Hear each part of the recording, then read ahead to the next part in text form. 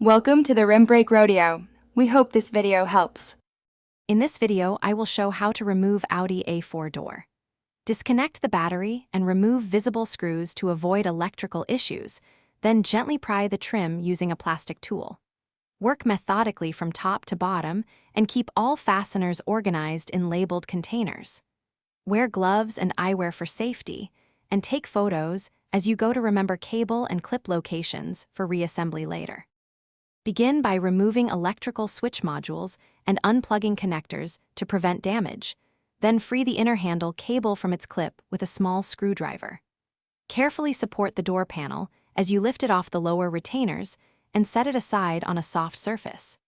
Inspect the inner cavity for any loose clips or insulation, and remove the vapor barrier without tearing it to access the door mechanisms for repair or replacement. Lower the window slightly to reveal regulator bolts and glass clamps, and always support the glass before loosening anything to prevent it from falling. Remove the bolts holding the regulator or motor, then gently maneuver the assembly out through the access area. If removing the motor, unplug the connector and note its orientation for reinstallation.